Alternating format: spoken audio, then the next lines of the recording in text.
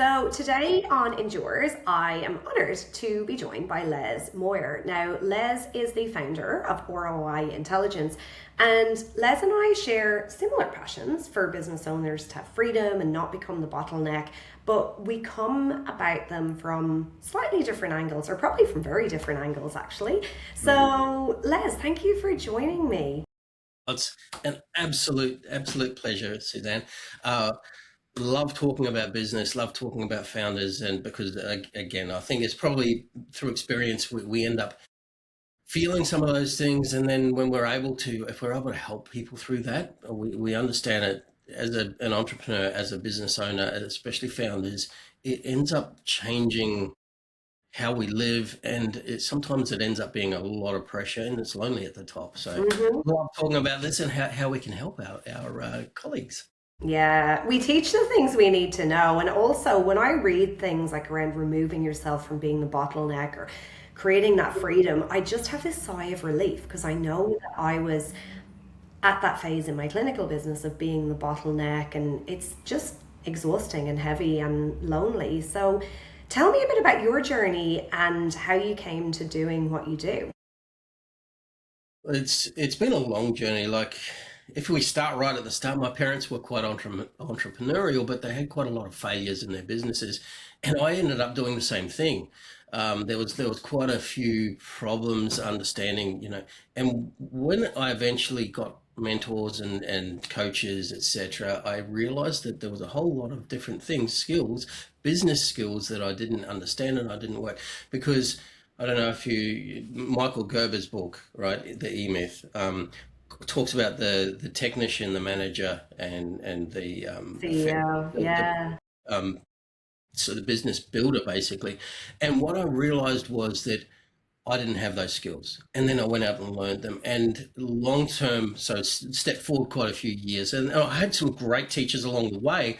But then it all started coming together. I ended up consulting for quite a few businesses, from small to very large executives. It's in billion-dollar businesses, but what there was patterns around things, and observing patterns is what I love and I see.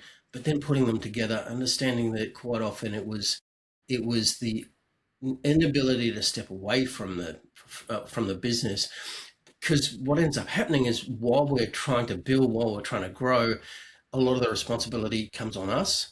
And as the business gets bigger, it's more pressure because we end up being the bottleneck, as you Mm. were saying. And what that triggered for me a couple of years ago was, okay, I'm trying to teach these people all of these skills over here, but they haven't got time. Time was their constraint, because as they got busier, as we worked on the business, they got busier, they had less time. How do you step away from that?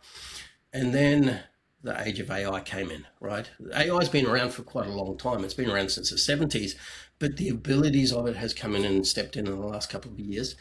And what I also noticed, there was quite a few times when I was talking to businesses, there was key things in the business that was missing. I'm like, okay, you know what? I'm going to, instead of just coming in and consulting, how about I help them step away and buy back time? How do we figure that out so that then they can step up to that next level, right? Because until you actually get the pathway from one to the other to get time back, you get stuck. So I'm really interested to explore the idea of using AI and using systems not just to create more output, but before we get to that, what kind of businesses did your family have? And did you grow up with that myth that hard work was just going to get you somewhere? You know, if you worked really hard, then eventually you'd get to slow down. Absolutely, that was so true. And quite a lot of what I have observed over years is that's very much the thing. And also the other myth that goes along with that is, if you build it, they will come. Mm, And then also make your product perfect and people will love it, right? So what ends up happening quite often in that technician phase, in that business owners phase, is they love their product and they know it solves problems, but what they are is focused on the product rather than the client side. And that shift, if you notice all the large businesses, and observing people who know how to build businesses fast, and like in large massive businesses, they're not focused on the product. The product mm, is, or they will have multiple products, but the product is not really the focus. The customer journey is. Mm, And that shift made so much difference to me because it was an understanding that it's the perception of the product that matters to the client, but the client's perception is first. Yeah, and I've probably gone away from the question a bit, but that explains, I guess, in with my parents, their businesses, they went in and created products and these things that they loved and they wanted to share with people, but it was understanding that it was the acquisition of a client and then the customer journey right through that they were missing, and that was a lot of the skills that was missing. And I see a lot of people going through. They're fantastic. They've got production right. They've got all of these things, but they're stuck in it because they haven't been able to create the system side, and they're yeah. stuck constantly doing the process. They'll acquire more customers, then they've got to go back into production and help over here. This has got to be corrected, and so they're jumping instead of actually going, okay, well, we've got to step back. What are the systems? What are the steps? And then be able to delegate those individually, one at a time. I think it's a really good point because there can be a real control thing as well. If you're a really good technician, you're constantly trying to perfect your product or perfect your service, and you think, Yes. everybody's going to come and everything's got to be perfect here. But also in the business coaching, consulting, mentoring world, there is no shortage of things to do. And there's always people telling you the things you should be doing, and you should be automating this, and you should be networking here, and you should be marketing to this. And you hire a marketing company and they start telling you you should spend more on radio ads, and you go, well, my audience isn't even there. Like, there's no shortage of the shoulds. How do you help the businesses you work with gain clarity on what's really going to move the needle? Like, what does that process look like? That's an excellent question, and that's actually something that a lot of people probably, again, going back to this is what I do because I understand it, and it's also what I teach people, is instead of going, okay, this is my product, here it is, have a look at it, you actually, the best way to do it is go and go, what is it that you're needing? And it's consultative is what I call consultative sales, because quite often you'll find that somebody's pushing a product or a service, and whether that's consulting, whether that's coaching, all that sort of thing, they're going, here you go, have a look at this. But you understand what that product is, you don't understand the business. So the consultation is the first thing. You've got to understand what they need, what they do, and that's what we do. What we do as our first thing is actually get them to generally go through a scorecard. It helps them to think about all the different aspects, and then we sit down and we have a conversation about what aspects of their business are the biggest constraints and where they're really successful. Because if you think about it, sometimes there's great leads coming in, right? But you can't get to them all the time. Or the leads are being converted, but then okay, the onboarding and all that sort of thing's being done. Okay, if they're onboarded, how do you deliver that system smoothly so they're getting a great experience? And then on the end of it, are they telling everybody? Are they sharing it? And you're getting a reputation build all the time. So there's a pathway that they're doing. And quite often what we're finding is there's a bottleneck at some of these points, and we find out what the most benefit, the most ROI is going to be. We work on one point at a time. The thing is that trying to solve everything all at once, Yeah. it's overwhelming. Yeah. It actually doesn't give you the best problem. And one of the biggest problems that we understand is that people don't even have data on most of those things. They don't understand if they're missing any people, any clients coming through, any leads coming through. They don't understand if they're actually getting nurtured, what the happiness levels are along all of those stages. So how do we find where they're struggling at the moment, what parts of that can be automated, what people I believe is what you were saying before. It's their baby. This business, they think they have to be at every point. But what you actually understand if you step back is that most of the time, a lot of those experiences don't need to be human handled. I want you to use the example, or think about it, the example of a taxi versus Uber, right? Uber or the rideshare has now taken over as one of the primary earners. They're a lot bigger than most taxi businesses. Why is that? If you actually think about it, you don't actually talk to anybody other Yeah. than when you're in the Uber, and yet your experience, you click, you know beforehand how much you're going to pay.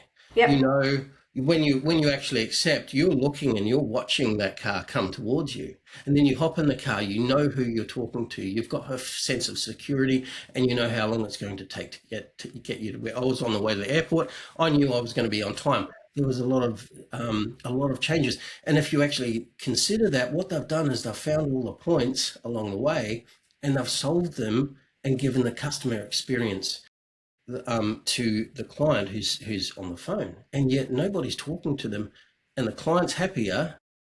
But what we do as in a small business is go, no, they need to talk to me, Yeah. and it's a bit of an ego thing, right? But what is a business is actually the process to get them from where they are right now to where they want to be. What can And we make smoother, right? So, mm.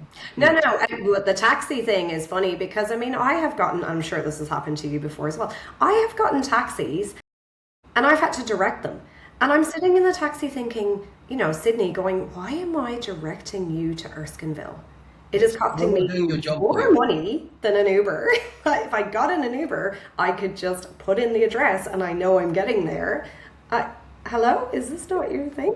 It's, Um, I think that thing of consistency though is so important. Like we can go to a McDonald's anywhere in the world and we know the product is going to be consistent. Yeah, it's not going to be great, but we know what we're getting. And I think this is really what AI gives us. Whereas I can spend all day long training my team and saying, this is how I would say it, this is what I would do. It's never going to be the same each time. With that though, are there common areas that people like to keep that human touch or that human checking? Absolutely. Yeah. I actually don't believe that we should replace everything with that. There Mm. are some things like Uber. Yes, hey, great. The better we can do that, but we still enjoy the interaction with potentially the person in the front seat. We feel comfortable. Human interaction is really, really good, and especially in most service-based businesses, it enhances. It's like if you've got AI doing everything, I think that takes away. But what we want to do is identify where those are most valuable, and that's where you want your people, right? So what we're actually doing is making them superhuman. What we're doing is we're going, okay, your ideal place is here. You're interacting, you're understanding your client, you're going deeper, you're talking to them, but you don't need to go and fill all of this out and do all of this and go and collect everything and do all the things that are mundane and actually frustrate us and take up our time, right? Mm. And when that happens, most of the time it doesn't get done, which delays the customer experience. And so what you let me use an example.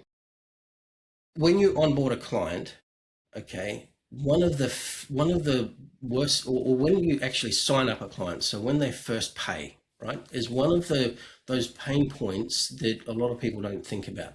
That's when you get anxiety. That's when you get um, buyer's remorse. Okay, what have you got in place at that point to go, hey, this is fantastic, blah, Yeah. blah, and get them back and keep them in that space? Often it's not, we don't pick up the phone and go, that was fantastic call yesterday, blah, blah.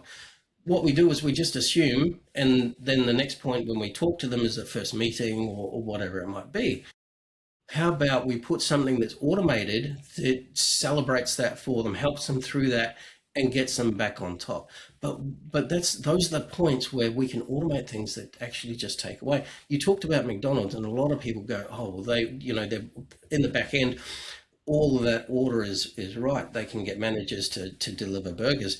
But what we don't think about a lot of the time, because I've thought about this a lot, this is where I work, is from the moment you walk in that front door or get into that driveway, timers are going off. Hmm. They are tracking every single thing. Are the tables clean? Are the toilets clean? The client experience is actually more important to them than what's going on. That's why they measure everything, because they know what's going to make a difference to the client.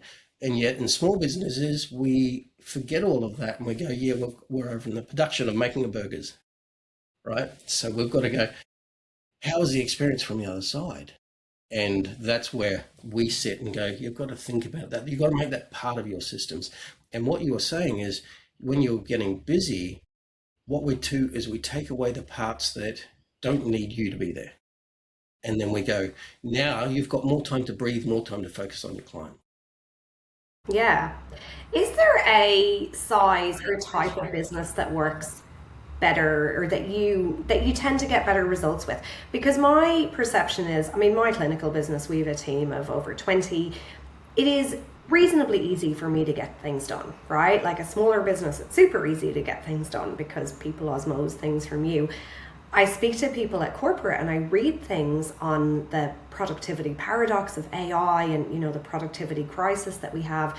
And my impression is that unless the way that we work and that corporates work is changed, that, we're adding on all these tools, but if the system doesn't change, then it's actually taking people longer to do things, or people aren't feeling trained, they're not feeling confident, things are slower moving. Mm. What is your experience with the clients you work with? What I find is that we've got to stop looking at AI as tools. And I don't specifically talk about AI. AI is one of the tools, right? What again, we've got to look at the overall business. Where is the business got its constraints? Where is it that we're processing things and the client there's a delay, or there's things that can be improved, and be able to support your team? So the I don't think there's a right size for what we work with, but what we're looking at is we're not looking for people, for example, who are looking for more to generate more. We don't do the client the lead generation, but from that point where the lead hits the business, right through to reputation management, it also depends on the founders what they want. If they're happy where it is, I think it's not necessarily right. But if they want more time back, or they want more freedom, or they want to scale and grow the business, so it becomes a saleable asset, that's where it is. Because what a lot of founders end up finding, and we're dealing with a lot of accountants at the moment, the age bracket for businesses that are getting towards the end, and somebody, okay, they've been working hard and they've built this amazing business for 20 years, they're getting into their 50s and 60s, and yet they're ready to get out of the business, but it's reliant on them. It's funny that you say accountants too, because I have heard, and I don't know if this is your experience too, accountants are some of the worst for just closing their business down. Yes, So, because these are the people we're looking to for advice, and yeah, they're creating something that's not a saleable business. It's frightening. it is exactly right, Yeah. because what ends up happening is it's not systemized. It's not structured to run without them, because they have always been in that product side, the compliance side, the advisory side, which is always them. And what we find is it's also very hard for them to delegate, because they haven't thought about systemizing the delegation. And what you were saying before was you keep retraining people, retraining people, retraining people. But what we need to do is actually have a governance system around that training, have that training systemized, and then once that's done, what ensures that that is actually being delivered and measured? Because unless you're measuring the results, here's the thing: is sometimes, because we've been doing it for so long, we end up thinking our way is the right way. Yeah. Somebody comes up, hey, I've got this idea. Yes, go for it. Let's measure it. But people aren't measuring the results. If they don't, they have to stick with what they know because it's comfort zone, right? But how do you go outside of your comfort zone and try something new without actually risking what you've got? And that's where it's going. Okay, well, everything that's measured can be managed, and it's the Mm. same. We talk, or it's talked about all the time in lead generation, but then they hit the business, and it's not measured from there on. The results, the conversions, the client satisfaction, all of the time between now when they hit that business and when you're actually closing off a client, and getting them to recommend you to other people, what states are actually being measured? And when that's not there, or if, even if it's not systemized that you can hand it off, you haven't got a saleable business. So Mm. because, well, sorry, it's saleable potentially, but sometimes people are just buying a database, the value is right down. Well, you're not going to get the, multiples that you want Multipliers. That's if right. you That's right. don't have the systems in place that somebody else can come in and, plug and play. Like if you're going to sell, certainly in my industry, if you're going to sell to a corporate, then they want to come in and have that security, that you have your risk management, that you have follow-up systems, that you have consistency, that all of those things are systemized. That's right, because what does somebody want to buy? They want to buy consistency. They want to buy low risk, and they want to buy something that's generating revenue, or potentially they can see that there's an upside to something, and they want to see it that it's not key person reliant. And unless you're actually developing those systems, but this is where we were talking earlier, is like if you haven't got that, you're self-employed, you haven't got a business. A business should be separate than the founders or the key people. Yeah. I have one final question before we get to our final question. Yes, yes. So, one of your discussion points on the podcast today is around how freedom comes from systems and not effort. And I love that. I'm obviously big on freedom, big on people leaving the legacy and living the lives they wanted. And, on working smarter, not harder. But I hate setting up systems. I love what systems do for me. I'm very big picture thinking, very strategic. I can come up with the ideas all day long, but the nitty gritty of setting up the system makes me want to pull my eyelashes out. Yes. What are your tips for business owners that are like, oh, I just don't want to.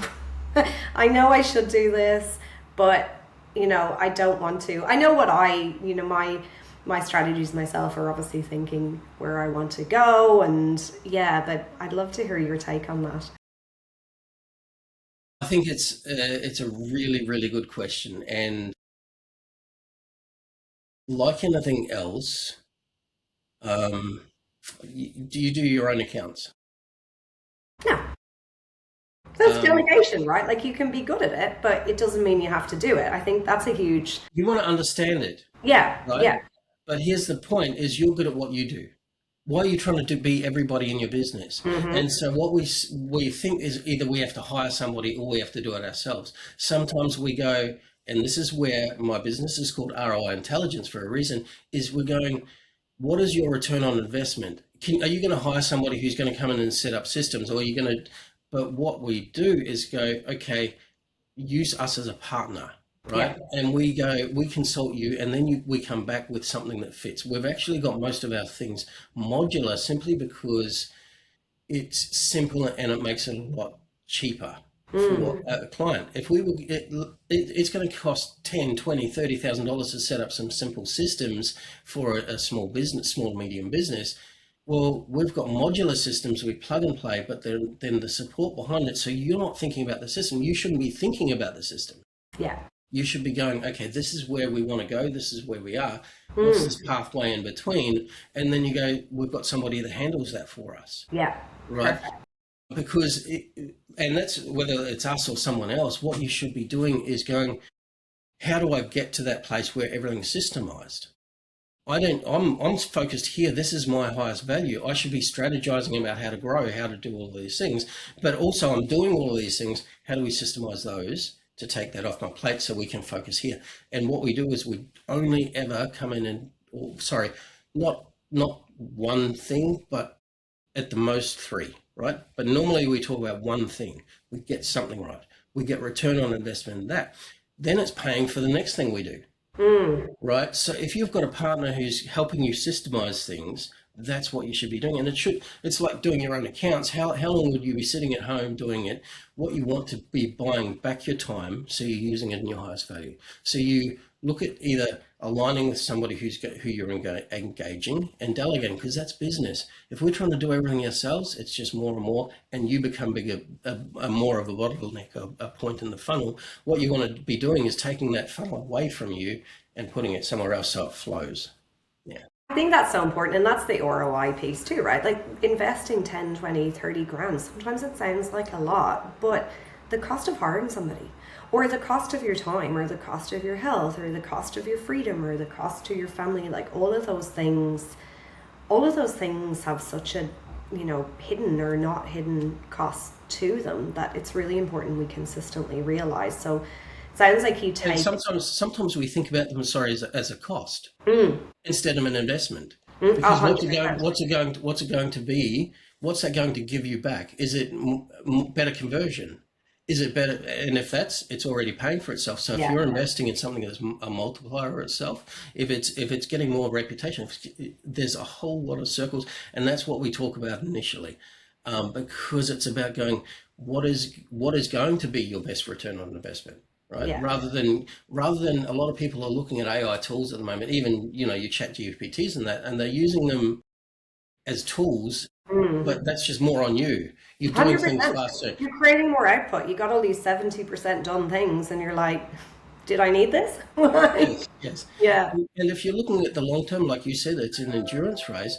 Well, what are you going to be sorry, what are you going to be doing for that endurance? What's your goal? Have you sat down and gone, well, what are the marker points along that stage that Yeah. take things away, or are you just going to run as fast as you can all the way? Yeah. That's Right? all the little things you optimize. I optimize Yes. my nutrition or my sleep or my recovery or my rehab or my it's looking at those little tweaks all the time to go, well, how And can if I you think just about those things, if you Hmm? think about those things, those are all systems. Yeah. And Yeah. you're improving the systems because you're analyzing it. You're going, oh, is that improving it or not, right? And you're getting data back on those things. But we don't think about systems around those things. But then in our business, we're going, oh, we've got to jump and put out fires all the time. Yeah. Yeah. Yeah. So important. You're doing really great work. And I even get as a business owner that the relief of that modular system or just starting with one thing or another thing rather than, loading on going, we need to suddenly automate everything. It's, yeah, really great. So I'd love to finish, Les, with our final question, which probably relates a lot to what we've been talking about. So if there was no barriers, what is the legacy that you'd like to leave? My passion is business owners, right? I think probably simply because I've felt it, I've seen so many, and even remembering my parents and the struggles that they went through. On top of that, entrepreneurs are some of the most, although there's a bit of a pushback against them, and there's this thing, oh, they've got all the money at the moment in Australia, Yeah. but they are the most giving people because what they're trying to do is solve problems for others. And if I can help one business, one founder at a time, and help their business grow, that actually means that I've got a multiplier for every one of those, right? And we actually choose the businesses we want to work with because of our the values that we have. If somebody doesn't fit or we don't think we're going to deliver it for them, we turn them away Mm, because if we don't think that we can make their life better, because really what it is it's about helping somebody either be able to exit their business or have more time with their family, mm, because those are the results of what we do.